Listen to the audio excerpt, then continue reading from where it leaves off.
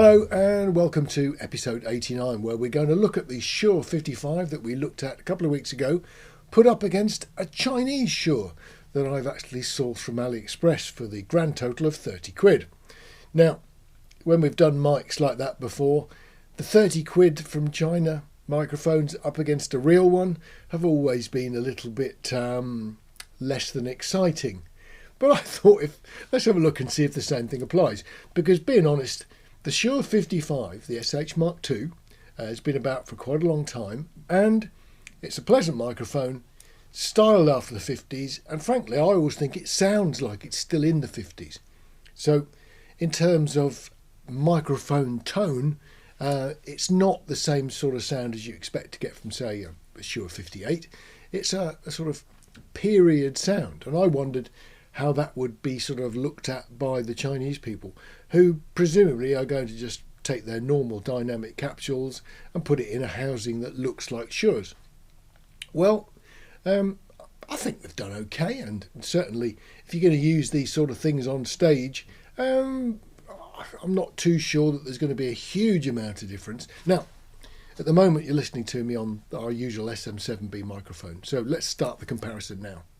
Well, as you can see, we've got the two Shure mics set up, so rather than listen to me on the SM7B that you've been doing so far, let's move across to the genuine Shure. So you're now listening to me on the real 55, with that sort of classic 55 sound. I have noticed that when I was just setting this up, the Chinese 55 is not as sensitive, so I have had to increase the gain a little bit on the Chinese 55 channel just to get them up to the same level, so it's a little bit quieter. All in all, you'll have to judge what the difference is for yourself. So let's go from the 55 real one to the 55 the pretend one. So what we got, this one, it's doing okay, I suppose, and it's the grand total of 30 quid as opposed to the Shure, which is a lot more expensive. It's just under £200 here in the UK. So there is a sort of, price difference. Quality difference, not quite so obvious, because of course the microphone is a sort of period sound anyway. Let's flip between the two as I'm chatting now. I suppose what we really ought to do is get me closer to the microphones, because most people who buy these are not going to use them at this sort of distance. So let's go in a bit close and do the comparisons with me much closer to the microphone, which will be pretty typical, I think. Okay, so I've moved in a hand span from the SM7B. So let's do that and move across to the Shure. So there we go. So that's the Shure 55 at a hand span away from the grill. And it seems to be recording quite okay. And now we'll move me across to the other side onto the fake Shure at a hand span away. So now you've heard me on all three mics. So we'll flip back across from this one to this one. So this is the genuine Shure, and I'm in nice and close. This, of course, is the fake one. So again, this is me on the fake Shure. Going to move across to the genuine Shure, and we'll move back from the genuine Shure back to the fake Shure. Fake Shure, close in. 1, 2, 3, 4, 5, 5, 4, 3, 2, 1. The P's and the B's, of course, are quite important on these things. So that's close in with some P's, some B's, and maybe some sibilants as well. What do you reckon about that? Sibilants, 1, 2, 3. Do the same thing on the other. So here's the genuine Shure, the P's and the B's, and the sibilants. It's an interesting sort of comparison to do between them. Okay, less for the moment. I'll just move further away again. So we're back to our more usual distance. Now, sitting here, there is actually a couple of differences that you should know about. They're visual, and one of them I hadn't actually noticed. The real Shure, I just assumed it was a chrome finish, but it's less shiny than the fake. The fake is very, very shiny. So I'm thinking that the Shure is probably like a brushed chrome. So we've got, in lights on stage, it's still very, very shiny. But in comparison with the other Shure, the fake one is very, very shiny. What other differences am I seeing? Well, the fake Shure doesn't actually say Shure on the mic. On the switch, where you've actually got sort of the off at the bottom and on at the top, the fake one just says 55SH Series 2, off, and then at the bottom it says dynamic. But it doesn't say Shure. It has got the Shure logo, and on this particular one, the Shure logo is a little bit on the wonk. On the real Shure, the actual switch plate reads Shure in their particular sort of font, 55SH Series 2.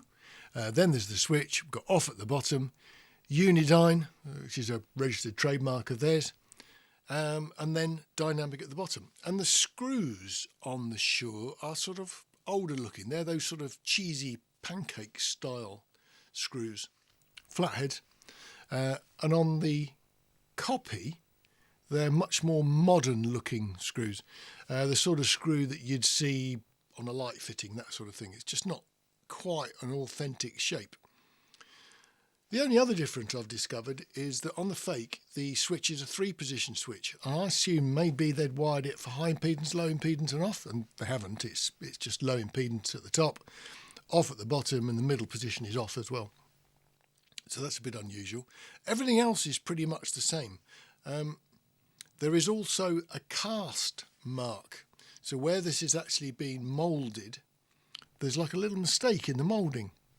And it's got what looks like a crack. I don't think it is, because it's chromed over the top. But there is definitely a little mould mark on the side of this one.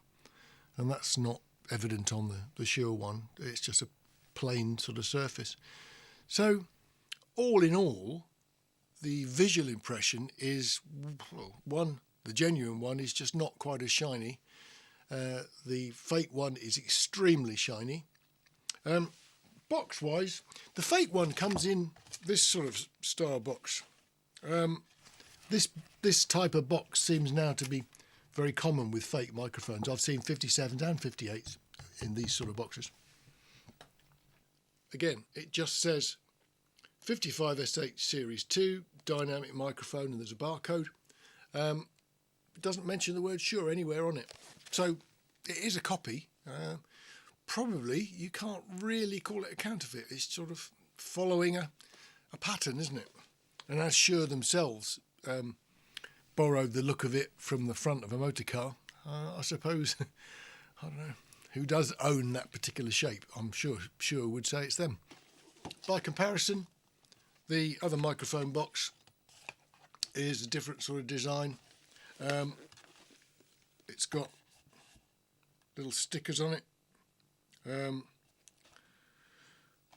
It does actually say Classic Collection on here, so I don't know if this is anything special. And the label on the end of the box is a more normal Shure label. Looks perfectly straightforward. It actually says 2019 was when I bought this. So, there we go. I don't know. That's episode 89 for you.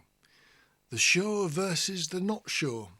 But in a 55 style box with a period sound, I don't really know if the difference, which is, £170 is the difference between the genuine and the fake.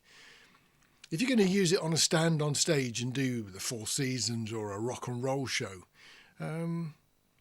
perhaps the cheap one would actually do you okay. It's never going to be the sort of modern sound that you expect to get from, say, 58s nowadays. It's not what it's designed to do, is it? It's an old design meant to capture sort of old sounds. Maybe that does work. Anyway, there we go.